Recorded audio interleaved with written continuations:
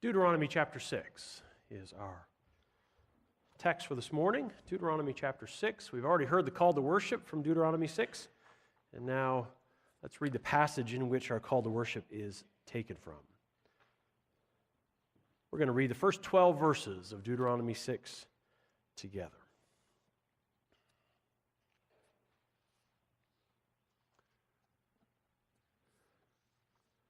It says, "These are the commands, decrees, and laws that the Lord your God directed me to teach you to observe in the land that you are crossing the Jordan to possess, so that your children and their children after them may fear the Lord your God as long as you live, by keeping all his decrees and commands that I give you, and so that you may enjoy long life. Hear, O Israel, and be careful to obey, so that it may go well with you, and that you may increase greatly in the land flowing with milk and honey, just as the Lord, the God of your fathers, promised you. Hear, O Israel, the Lord our God, the Lord is one. Love the Lord your God with all your heart, with all your soul, with all your strength. These commandments that I give you today are to be upon your hearts. Impress them on your children. Talk about them when you sit at home and when you walk along the road, when you lie down, when you get up. Tie them as symbols to your hands and bind them on your foreheads. Write them on the door frames of your houses and on your gates.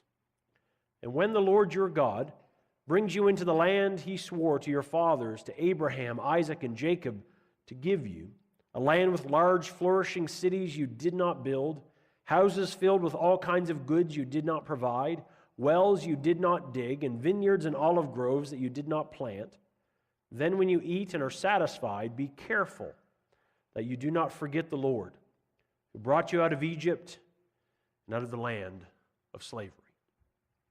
Let's pray together. Heavenly Father, thank you for this word. As we meditate on it, Father, may it take root in our hearts, so that we, like these Israelites so long ago, may not forget your goodness, and we may live as your worshipers. Father, both in the actions here in this service of worship and in the way we behave and talk and think in the days that lie ahead. Father, use these moments of meditation to build in us the character shown to us in Jesus Christ. We ask this in Jesus' name. Amen. Well, we're going to spend some time in 2018 thinking about the theme of worship. In fact, the whole preaching plan for this year, in some ways, mirrors a worship service. We're going to begin the first couple of sermon series looking at what happens in the first part of a worship service, and then we're going to progress until, you can probably guess, the last thing we're going to do in 2018 as we think about the theme of worship is what it means to leave the worship service, to go out into the world. And so we're going to mirror the worship service through our preaching throughout the year. So to get you started, you need some basic vocabulary, though, of worship.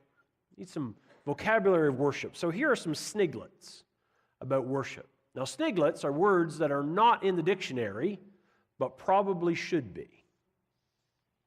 Words, Carol, you're giving me that look. But they should be they're not in the dictionary, but they should be. So how about boinked? Boinked. Now, this is the feeling the usher gets when he goes to take an offering plate to someone alone in a pew, and that person then has nothing to contribute. They feel boinked, according to this definition. How about I can't even pronounce this one. They should have a pronunciation guide. How about the plitgerist? How about the plitgerist? The man or woman who is always half a second ahead the rest of the congregation during responsive readings. They are the plitgerist. Or how about the jobling? The jobling is the gradual rising of the congregation during the final hymn after the pastor has forgotten to say, "Please rise." Or the pleach. The pleach is the joyful congregant's first note of verse 4 when the bulletin said to stop at verse 3. How about the scruggles? The scruggles are the scattered congregational coughs that inevitably follow one person who begins to cough. And then we have the gruncher. The Gruncher is the strapping 240-pound greeter who thinks his job is to crush the person's hands when they go to shake it. Vocabulary of worship. This morning, our vocabulary of worship, though, is what does it mean to be called to worship? Called to worship. We often have it in our bulletin. It's often the very first thing after the welcome is this call to worship. And this morning, our call to worship was from Deuteronomy chapter 6, verses 4 and 5. Now, these words are famous, especially in the Jewish community, because they're known as the Shema. The Shema comes from the Hebrew word to hear. And these words, the Shema, hear, O Israel, the Lord our God, the Lord is one. Love the Lord your God with all your heart and soul and might. These words are often used in the Jewish community multiple times a day, in fact. They're to be said in the morning and they're to be said in the evening as a reminder to pray and as a part of the time of prayer that they'll have. They're also used in worship services to remind Israel of who they are. It acts like a call to worship as a reminder of who God is and who we are and why it's important then to take some time out of our normal week to focus our attention on who God is and who we are and to worship Him. And that's really the function of the call to worship. It's that time when we stop the activities of the usual week, which can be quite worshipful, and to focus our attention then in our corporate time of worship together. Now we're going to look at the Shema, verses 4 and 5, but we also want to put it a little bit into their context. So we'll look at 4 and 5, and then we'll consider how they fit into this larger passage from verses 1 through 12. When I look at the Shema itself, the Shema seems to be very much about identity. Identity. Understanding your identity is very important. Understanding who I am. Nishan Balakan tells the account of meeting a woman in Albania as he was being a missionary, working missions there. And everyone called her Palisan's wife. Now, she had a name of her own, but everyone who spoke with her greeted her as Palisan's wife, which to the missionary seemed very odd. It wasn't the cultural tradition to refer to wives by their husband's name, but this woman was always referred to as Palisan's wife. The explanation was that when a devastating earthquake hit Albania in 1988, it was about noon, and Palisan was at his shop working when the earthquake hit. He immediately left his job and he went to the local elementary school, where his own child was a student there. And when he went, he saw that the facade of the elementary school had started to crumble by the earthquake. And so he went into the school, trying to find his child, and in the midst of that, found other children that were still in there who were so shocked that they didn't know what to do. And so he began to push them out the door, get them out the door as quickly as he could.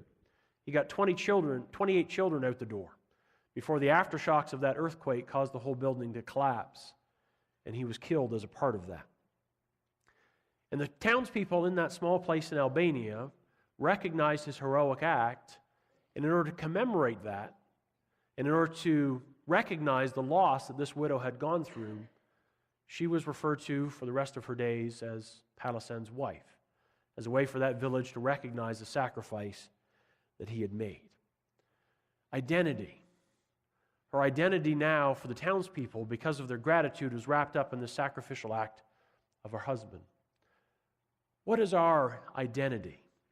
Well, the Shema tells us both God's identity for the people of Israel and also the identity of the worshiper as they come to remember what God has done. The first part of the Shema establishes God's identity. Hear, O Israel, the Lord our God. The Lord our God.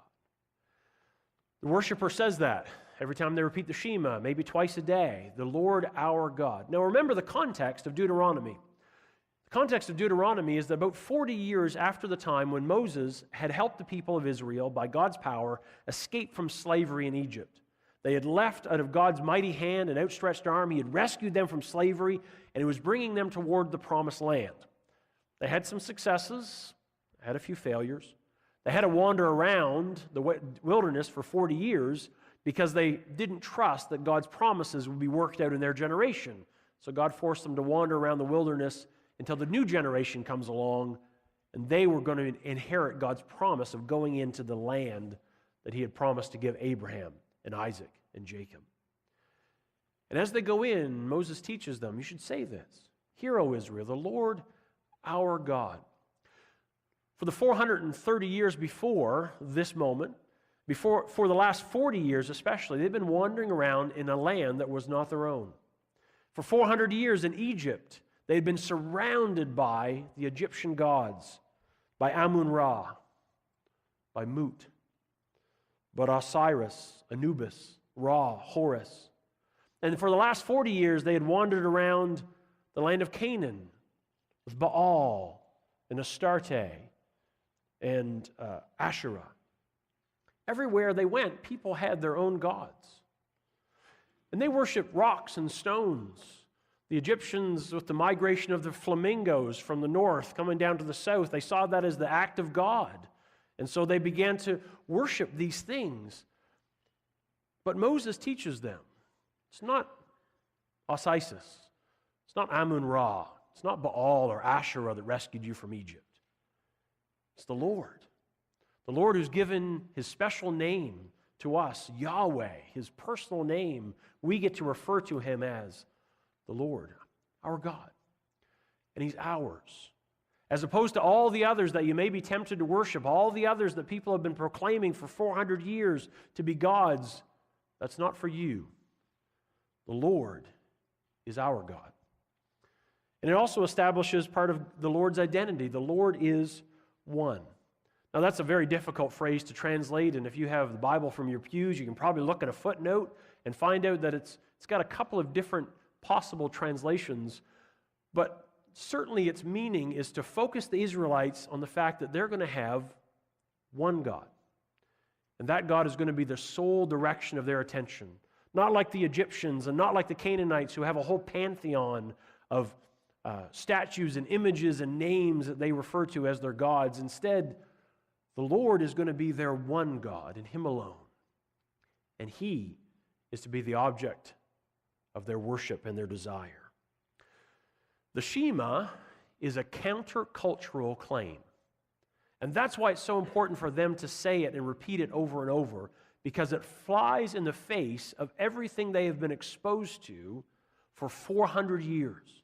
All the different names for gods, all the different images that they have seen other people worship, the Shema reminds them that that is not for them. The Shema calls them to the worship of their God and their God alone. And because of that, God will bring his blessing into their life. In our worship service, when we have that very first line that's called the call to worship, that for us is also our countercultural claim. See, there's lots of things in your life and mine that clamor for our attention. There's lots of things that seek to take us this way and that. But when we come to worship service together, we have this call to worship. Sometimes we say it together. Sometimes, and over the next few weeks, we're going to have different calls to worship. Sometimes the choir leads us. Sometimes we sing one together. We have different ways that we have this line called the call to worship. But the one thing it does is it snaps us to attention to say, something's beginning now, and that something that's beginning now is different than 5 minutes ago, or 25 hours ago, or 5 days ago. We're focusing our attention in a different direction because there's lots of things that want to pull us this way and that, but our call to worship calls us back to where our attention can be for the next hour together, and that's on who God is and who he calls us to be. The call to worship not only gives, Shema, not only talks about who God is, but also reminds the worshipers of who they are to be. What's their response to who God is? Love the Lord your God with all your heart, with all your soul, with all your strength. God is our God. And our response to that then is with all the feelings we have, with all the focus of our will and our attention, that's to be given to God, because God's worthy, so that He can begin to take our affection and our intention and our will and our action and begin to move it and direct it as He sees fit to carry out His purposes. Because in saying the Shema, the Israelites were saying God's purposes are good. We've seen it. He's rescued us. He's bringing us to a land. He's fulfilling His promises. And this call to love God with all their affection and all their intention is a way for them to say God's purposes are going to be worked out in me, His good, pleasing purposes, when I focus and direct my attention toward Him. And again, that's part of what our call to worship is intended to do. Whether it's from Deuteronomy 6 or not, it's going to be from all kinds of different places, but it calls us to recognize not only who God is, but who we are as worshipers, who come here to set aside time to ask God's purposes and will to be done in us. I don't know what your habits are around mealtime, but many times we say grace before meals, right? Have a blessing, say prayer. Well, I often tell my children the food tastes better after that's done, so don't eat before. But one of those things that blessing does is doing something that we do so often, consuming food, some of us more often than others. But in this act of consuming food, we pause. We pause and recognize where this food has come from. We pause when we're all together as a family to say we're going to share this meal together. It's that pause button that kind of brings us all together to eat and to share this meal around the table, whether it's just Beverly and I or whether it's the kids. Saying that blessing pauses. Whether you're eating that sandwich by yourself, it's that pause that says, I'm going to recognize where this is from. I know who I am, I know who God is, and I may have made this sandwich, but I didn't cause this sandwich to be. It's that pause button. Our call to worship functions the same way. The Shema functions the same way, to remind people of who God was and to remind them of who they are called, therefore, to be. But the Shema, verses 4 and 5, are also grounded in this larger chapter. And if you look at the larger chapter, you see why this is so important for them. The first few verses 1 through 3, Moses reminds them that they are to remember all the things that God has commanded them, the commands, the decrees, and the laws that the Lord your God directed me to teach you to observe in the land that He is bringing you into. Now, they had quite a corpus of law. They had lots of commandments that they were to enact to create a society in which the weak and the impoverished were taken care of.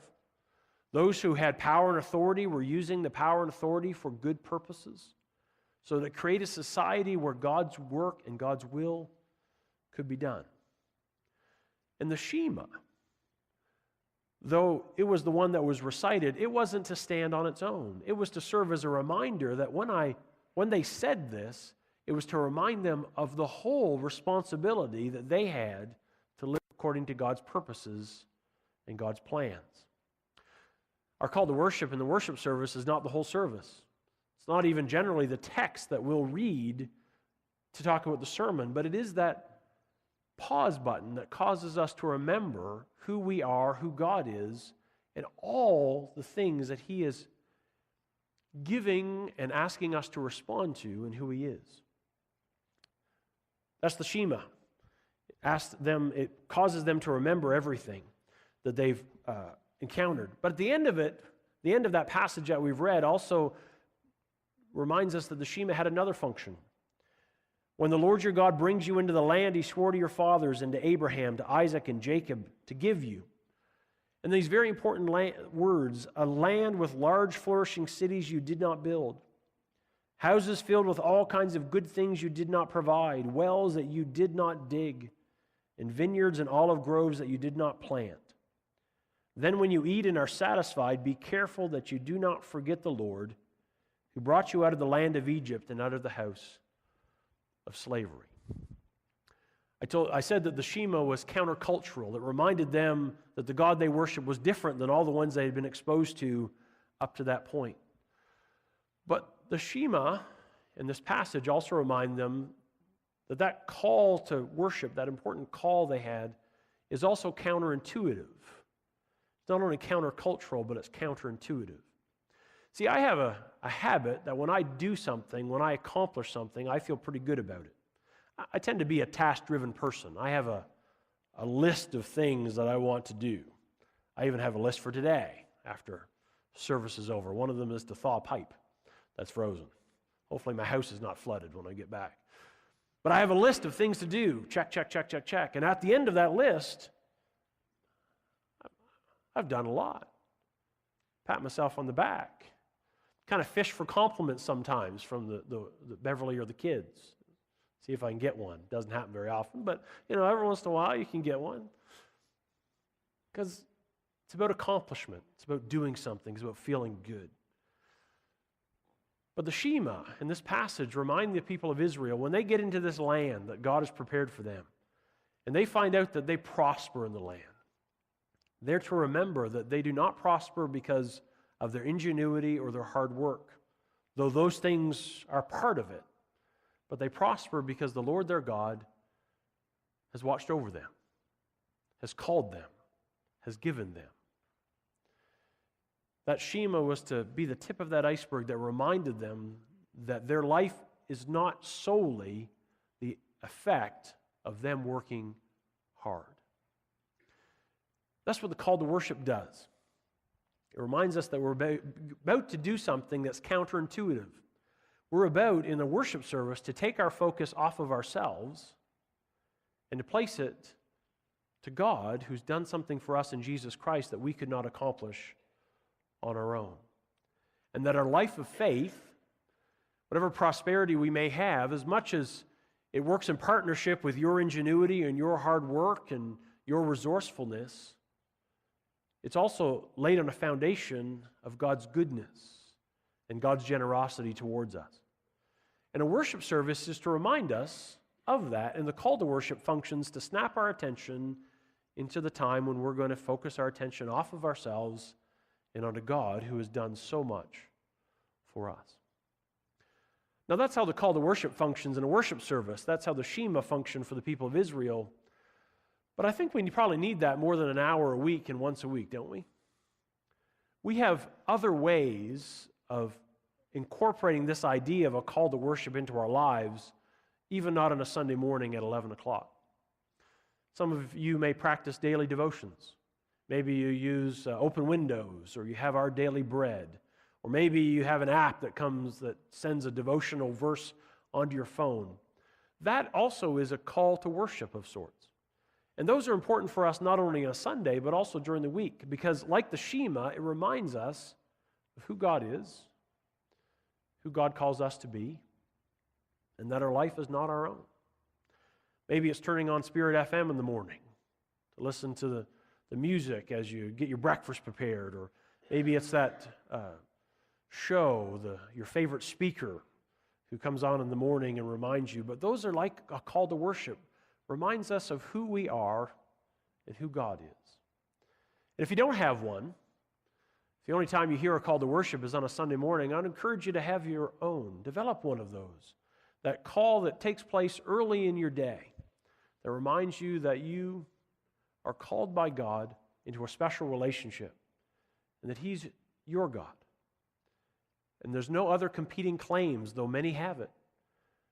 Focus your attention on Him, and whether it's through school or whether it's through work, whether it's through retirement or community service, all of those are merely an outworking of God's will and plan in your life, and uses those for His good purposes. Our table set before us this morning, where we participate in the Lord's Supper together. We do it generally quarterly and on other special occasions. Fifth Sunday was actually last Sunday, but I asked if we could hold off for 1 week, both so I could be back with you to celebrate the Lord's Supper with you, and also to begin our worship year, remembering what God has done for us in Jesus Christ. Consider this a yearly call to worship of sorts. We're going to begin our worship year, our first service of 2018. We're going to celebrate communion together as a recognition of what God has done for us that we could not do for ourselves.